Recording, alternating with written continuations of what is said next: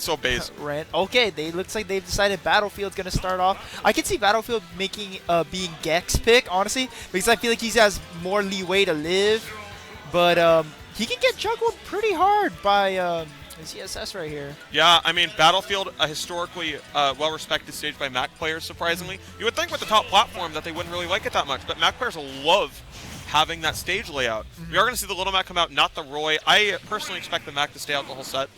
I think so too. I think Gek is a very strong believer in his Mac. And like you said, Gek's a pretty good player, so he's going to have it down here. Look at that. So the ZSS took 2 hits, interactions or whatever, and then Mac got it back with 1. Math.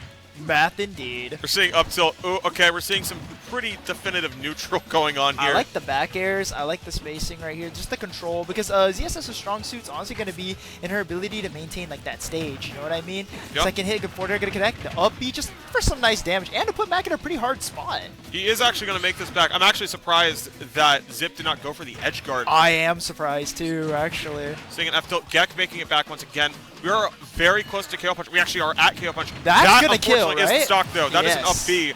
Nice tech chase from Zip right there. I actually really liked that. 48% on Zip. We're seeing a few up tilts from Gek here. I guess he's just trying to catch any kind of landing aerial. But yeah, Gek does take his position like sometimes in center really well. But a nice reverse forward tilt right there. He's going to be on the plat. A little bit of an issue right here.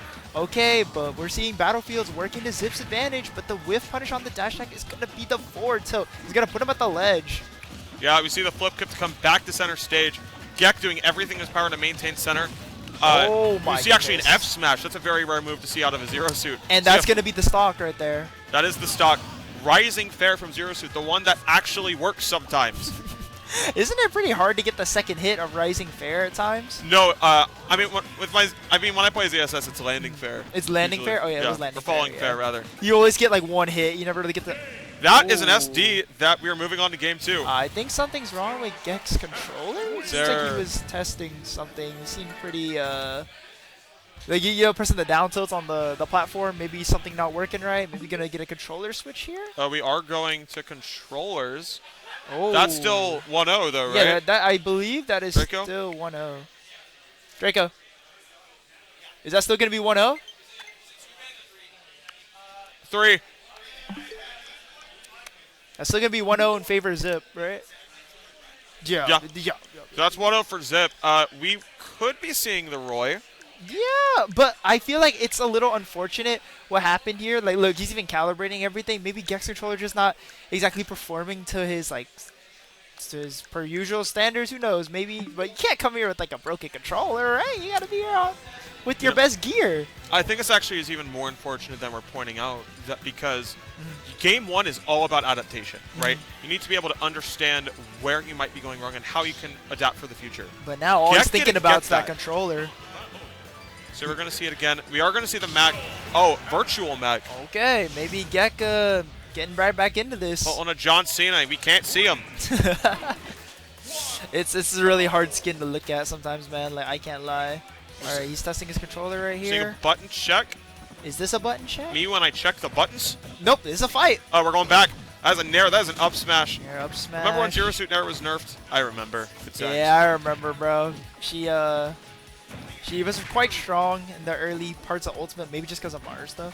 So I do see that nerf did affect her pretty well. But nice side B right there from Gek. Rising fair. I think Gek is staying a lot more comfortably in the middle because he doesn't have that top platform to worry about. Oh, that's a berry. That's a down smash. That is a missed up B, and that's going to be the stock. Nice punish from Gek right there. Not leaving it on the table. Going to take the stock right there off the missed up B. Not even a charge, Colin. So ZSS's weight right there just showing itself. We have to realize there's a KO punch on the table. He's at 10%. That's also known as death percent right now. He can take it right here. 24. Is that going to be it? Oh, that's a whiff. And that is a recovery. Okay, that's an F tilt. Yep.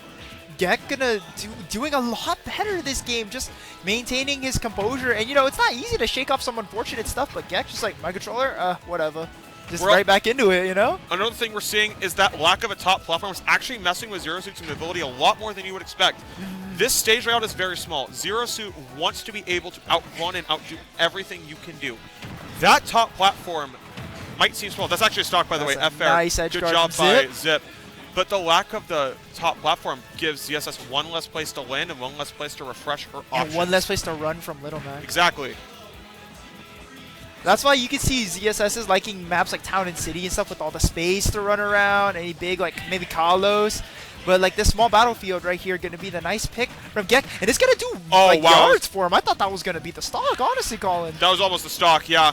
I played against many a Max in the city. I die there. A Squirtle or?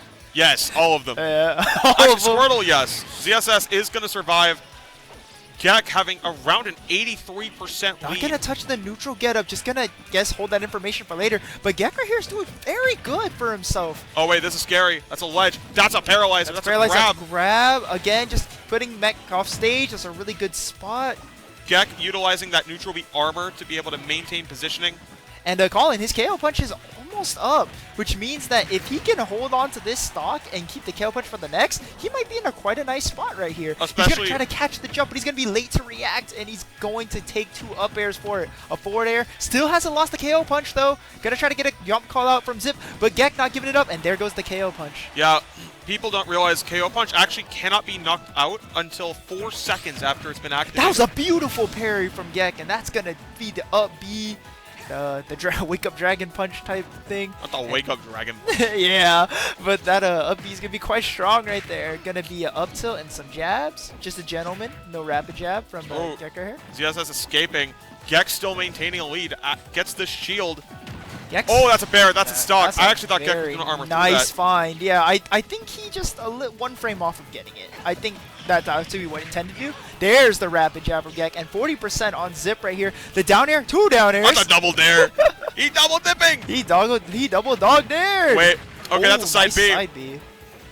All right, Gek doing everything in his power to keep this lead after an unfortunate game 1 where we saw him lose his final stock. Just gonna back up, and then he's gonna jump over the grab again. Oh, he misses the ledge trap. Oh, wait. Wait a minute. This is scary. Wait a minute, the air dodge in. Gek. Oh, wait, that's game. Gek SDs. That was a definite so misinput. Side B. That is a 2-0 for Zip. Yes, indeed. One of the... I have commentated for 2 sets of my whole life, and that is the most tragic set I've ever seen. Wait, you only commentated 2 sets? It's my 2nd set. Wait, this is a regional. This is the first time you're commentating for a regional? Yeah.